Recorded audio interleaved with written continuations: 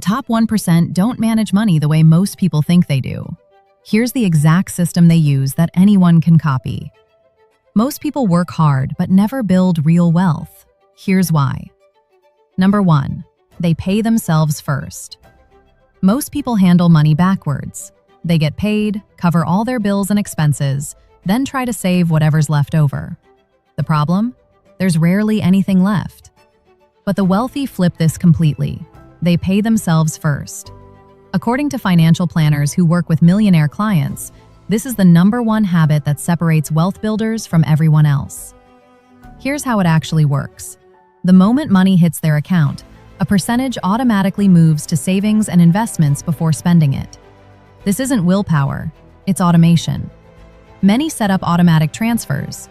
20%, 30%, sometimes even 50% of income goes straight into investment accounts, retirement funds, or savings vehicles. Therefore, they're not saving what's left over. They're spending what's left over after saving.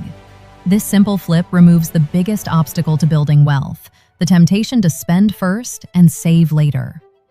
Consider this real example. A 32-year-old software engineer in San Francisco was making $120,000 a year, but had almost nothing saved. Every month felt like starting from zero. Then someone showed her Warren Buffett's approach. He still lives in the same house he bought in 1958 for $31,500. Not because he's cheap, but because he understood something critical early on. Every dollar not saved is a dollar that can't compound. She started automating 25% of her paycheck, $2,500 a month, before anything else got paid. The first month felt impossible. The second month felt tight. By the third month, spending patterns naturally adjusted. Within 2 years, she had saved over $60,000, which started generating its own returns. For someone in their 30s making $75,000 a year, this could mean automatically moving $15,000 to $22,500 into wealth-building accounts every single year. Over a decade, with compound growth, that's not just money saved, that's a foundation built. But here's where this gets interesting. The wealthy don't just save this money in regular savings accounts. They're doing something specific with it that multiplies the effect by 3 to 5 times. That's coming up next. Number 2, they use tax-advantaged accounts like weapons. Think of taxes like water leaking from a bucket. Most people try to fill the bucket while ignoring the holes. Wealthy people plug the holes first, then fill the bucket. Here's something most people don't realize. The tax code is basically a menu of legal ways to keep more of what's earned. But the wealthy don't just use 1 or 2 options. They stack multiple tax advantages on top of each other. In 2025, high earners can contribute up to $23,500 to a 401k, plus another $7,500 in catch-up contributions if over 50. But that's just the starting point. They also max out health savings accounts, which offer triple tax benefits. Contributions are tax-deductible, growth is tax-free, and withdrawals for medical expenses are tax-free. That's another $8,550 for family coverage. Therefore, before spending a single dollar on lifestyle, wealthy individuals are already sheltering $32,000 to $40,000 from taxes every year. For someone in the 35% tax bracket, that's saving $11,000 to $14,000 in taxes annually. That's real money that compounds over decades. But here's where it gets even better. They don't stop at retirement accounts. Many also use backdoor Roth conversions to get money into accounts that grow completely tax-free for the rest of their lives. This is huge for people who earn too much to contribute directly to a Roth IRA. The approach? Contribute to a traditional IRA with after-tax dollars, then immediately convert it to a Roth. Done correctly, this creates a tax-free growth vehicle that bypasses income limits entirely. Most people in their 30s aren't thinking about this level of tax strategy, but wealthy people are, because they understand that it's not just about how much money gets made, it's about how much money gets kept. And there's actually one account type that the wealthy use even more aggressively than 401ks. Most Americans don't even know it exists. We'll reveal exactly what that is in strategy number 7. Number 3. They diversify income sources. According to recent wealth surveys, 75% of wealthy Americans rely on employment income. But here's the critical difference. They don't stop there. 89% also have investment income. 45% own businesses.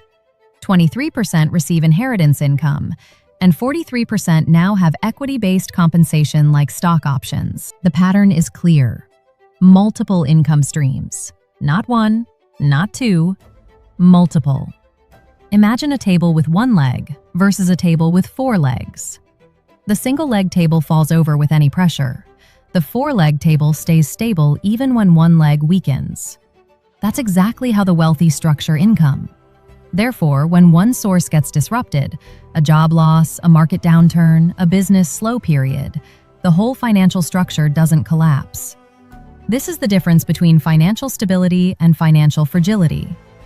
There's a story about a marketing director who learned this lesson the hard way. She was 34, making $95,000 a year at a tech company, feeling secure. Then the company had layoffs. Overnight, that single income stream disappeared. Rent still due, car payment still due, everything still due. But the income? Gone. That experience changed everything. When she landed her next job, she started building additional streams immediately.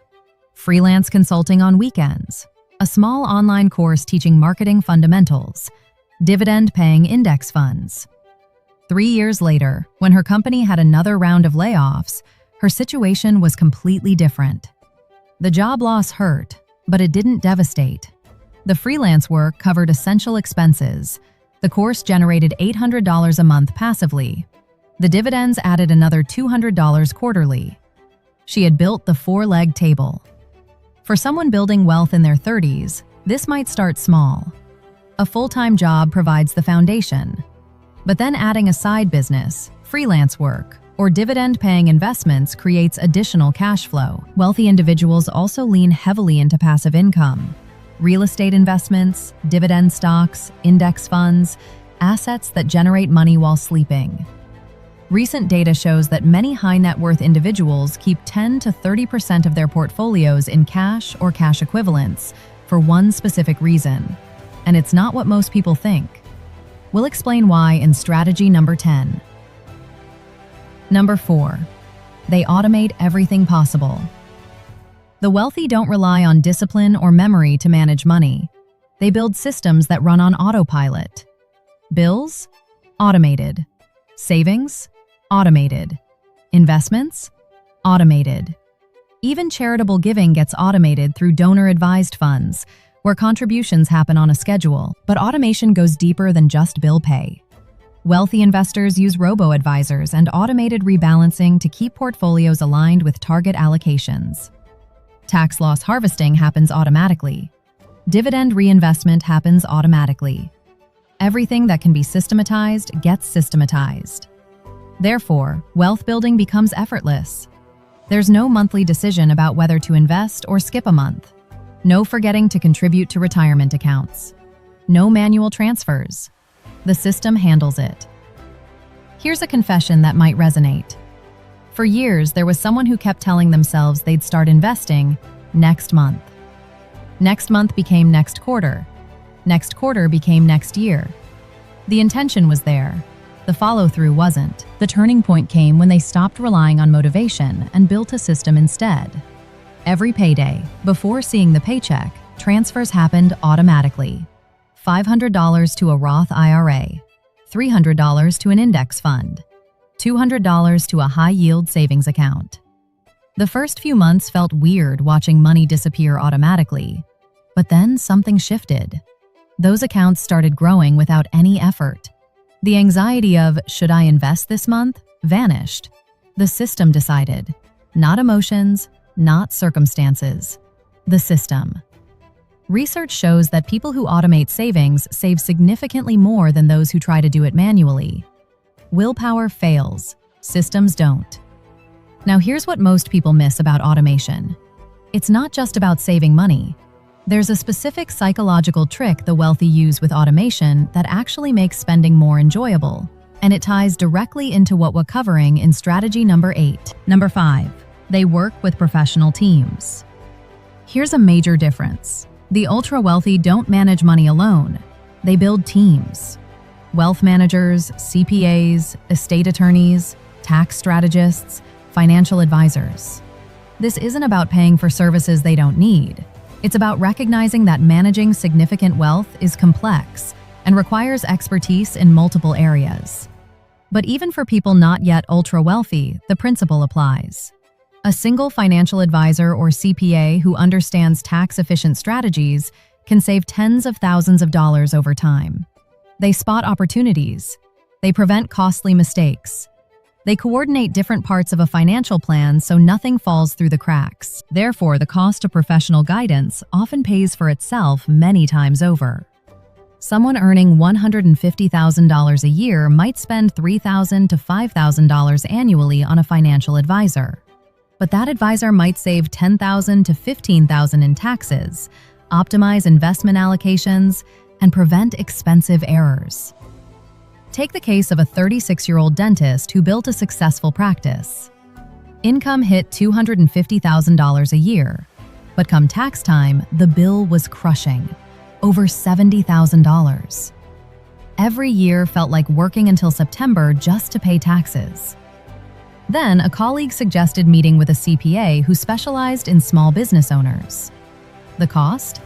$4,500 for the year.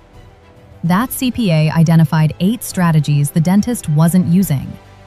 Setting up a defined benefit plan that allowed $80,000 annual contributions. Restructuring how equipment purchases were timed and depreciated. Creating an S-Corp election that reduced self-employment taxes. Using a home office deduction properly. First-year result? Tax bill dropped by $24,000. The $4,500 investment returned over 400%. But more importantly, the CPA built a system that would save similar amounts every year going forward. The wealthy view this as essential infrastructure, not an optional expense. And they're selective. They want fiduciaries, advisors legally required to act in the client's best interest, not product salespeople looking for commissions. But hiring professionals is only valuable if they're working on the right timeline. And that brings us to one of the most counterintuitive strategies the wealthy use. Number 6, they think in decades, not years. Wealthy people don't panic when markets drop 10%. They don't chase hot stocks. They don't constantly change strategies. They build long-term plans and stick with them. Recent surveys show that the average expected retirement age among wealthy Americans is 65, but they're planning for portfolios that will last 30-plus years beyond that. This long-term view shapes every decision. Therefore, short-term market fluctuations don't trigger emotional reactions. A 20% market crash? That's a buying opportunity, not a reason to sell. A disappointing year in real estate? That's normal variance, not a failed strategy. Picture a tree. When it's first planted, it's tiny, fragile. Someone could pull it up with bare hands. But the gardener doesn't judge the tree by its size in year 1. They're picturing year 20, year 30. When that same tree provides shade, fruit, structural support for an entire ecosystem. Wealth building works exactly the same way. In year 1, the numbers look almost laughable. A few $1,000s saved, maybe $100 in investment returns. It feels insignificant. But the wealthy know what happens in year 20. That's when compound interest becomes impossible to ignore. The portfolio that seemed small at 25 has grown into something substantial at 45. Not through massive wins or lucky breaks, through consistency over time. This patience is arguably the most valuable asset wealthy people possess. A portfolio that averages 8% annual returns doubles approximately every 9 years, but only if it stays invested through the inevitable ups and downs. For someone in their 30s, this means thinking about money at age 60, 70, 80, not just next year. Decisions made today compound for decades. The wealthy understand that most people overestimate what they can achieve in 1 year and massively underestimate what they can achieve in 10. And speaking of long-term thinking, there's one specific vehicle the wealthy use to extend their timeline beyond even their own lifetime. We're revealing that in strategy number 9. Number 7. They minimize taxes strategically. Tax planning for the wealthy isn't about April 15th. It's year-round strategy. In 2025, wealthy Americans are using several key tactics: tax loss harvesting to offset gains, bunching charitable donations into single years to exceed standard deduction thresholds, strategic timing of income recognition and deductions, gifting appreciated assets to family members in lower tax brackets. But even without complex trusts, basic tax strategy makes a huge difference. Contributing to traditional 401k accounts reduces current taxable income dollar for dollar. Holding investments longer than 1 year cuts capital gains tax rates in half compared to short-term trading. Donating appreciated stock instead of cash avoids capital gains entirely while still getting the charitable deduction. Therefore, two people with identical incomes can end up with vastly different wealth accumulation based purely on tax efficiency. One person pays full freight on everything. The other structures transactions to minimize taxes legally, keeping thousands more each year to invest and compound. Here's something unexpected. Larry Ellison, the Oracle co-founder worth over $140 billion, reportedly paid an effective tax rate of just 6% between 2014 and 2018. Not through illegal schemes, but by using strategies available in the tax code. He borrowed against his stock holdings instead of selling them. Borrowed money isn't taxable income. Meanwhile, the stock kept appreciating, and those loans got repaid with a fraction of the gains. His wealth grew by billions, while his tax bill stayed relatively tiny. Now, most people aren't going to replicate Ellison's exact strategy, but the principle applies at every income level. There's a legal difference between tax evasion and tax avoidance. Wealthy people master avoidance. For someone in their 30s, this might mean meeting with a tax professional before year end, not after. Planning ahead instead of reacting. Remember that mystery account mentioned earlier? It's the health savings account. Triple tax advantage, no required minimum distributions, and can be invested for decades, then used tax-free in retirement for medical expenses.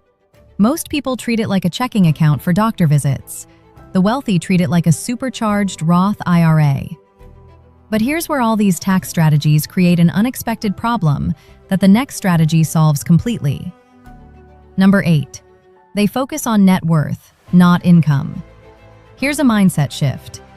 Wealthy people measure success by net worth, not salary. Someone making $200,000 a year but spending $195,000 has a very different trajectory than someone making $100,000 and spending $70,000. The second person is building wealth faster, despite earning less. Net worth is assets minus liabilities. Everything owned minus everything owed. This number tells the real story of financial progress. Therefore, the wealthy track net worth monthly or quarterly. They watch it trend upward over time. They make decisions based on whether something increases or decreases net worth, not just whether they can afford the monthly payment. This is why many millionaires drive average cars and live in modest homes. The fancy car decreases net worth through depreciation. The oversized house increases costs without proportional asset growth. These choices work against wealth building. Instead, they focus on acquiring appreciating assets: stocks, real estate, businesses, index funds, things that grow in value over time and generate income. Consider the dentist from earlier. When income jumped to $250,000, the temptation was immediate. Bigger house, luxury car, designer everything. The lifestyle inflation that traps most high earners. But tracking net worth monthly created a different perspective. That $80,000 car? It would drop net worth by $80,000 immediately, then lose another $15,000 in value the first year. Total net worth impact? Negative $95,000. Meanwhile, investing that same $80,000 in index funds would grow to about $105,000 in just 3 years at average market returns. A $200,000 swing in different directions. The decision became obvious once viewed through a net worth lens instead of an affordability lens. For someone in their 30s, this means calculating current net worth and setting targets. Maybe the goal is $100,000 net worth by 35, then $250,000 by 40, then $500,000 by 45. And this creates an interesting challenge. When focusing purely on net worth, there's a temptation to never spend money and enjoy life. But the wealthy have a specific framework for this that balances everything perfectly. Number 9. They invest in themselves aggressively. The wealthy spend significant money on education, skills, health, and network building. Executive coaching, advanced degrees, industry conferences, masterminds, health optimization. These aren't expenses to them, they're investments with returns. A $5,000 course that leads to a $20,000 salary increase has a 300% return in year 1. A $10,000 executive coaching program that improves leadership and leads to a promotion has an indefinite return that compounds over an entire career. Therefore, they don't hesitate to invest in becoming more valuable. They understand that the biggest asset is earning power. Everything else, investments, real estate, businesses, flows from the ability to generate income. Recent surveys show that wealthy individuals also prioritize health aggressively. Sleep, nutrition, exercise, stress management. Not for vanity, but because poor health destroys productivity and decision-making quality. Think about it this way. A computer can have the best software in the world, but if the hardware is failing, slow processor, corrupted memory, dying hard drive, nothing runs properly. The human body is the hardware. Skills and knowledge are the software. Wealthy people upgrade both. For people in their 30s, this might mean spending money on a certification that increases earning potential, or hiring a coach to improve a specific skill, or paying for a gym membership and using it consistently. The pattern is clear. The wealthy view themselves as their primary asset and invest accordingly. But there's one final piece that ties all these strategies together and makes them actually work in the real world. Number 10. They maintain liquidity and flexibility. Here's something that surprises people. Despite having significant wealth, the 1% keep substantial cash reserves. Not because they're afraid of investing, but because liquidity creates opportunities.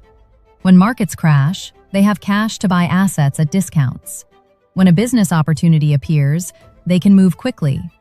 When emergencies happen, they don't need to sell investments at bad times or go into debt. Data shows very high net worth investors typically allocate 8% to 10% of portfolios to cash and bonds. Some keep even more in liquid reserves, especially in high interest rate environments where money market accounts and treasury bills offer decent returns. Therefore, they're never forced into desperate decisions. Never selling stocks in a downturn to cover expenses. Never missing opportunities because capital is tied up. Never stressed about short-term cash flow. There's a powerful example from the 2008 financial crisis. While most investors panicked and sold everything, Warren Buffett had billions in cash reserves. He invested $5 billion in Goldman Sachs at crisis prices, another $3 billion in General Electric. These deals generated returns of over $10 billion in just a few years. He didn't get lucky, he was prepared. This liquidity also provides psychological benefits. Knowing that several months or even years of expenses sit in accessible accounts reduces financial anxiety. This calm allows for better long-term decision-making. For someone in their 30s, this means building an emergency fund of 6 to 12 months of expenses in a high-yield savings account. Beyond that, maintaining some cash above investment accounts to capture opportunities. The goal isn't hoarding cash. It's maintaining flexibility and control. The 1% follow systems, not luck, and these systems work for anyone willing to use them.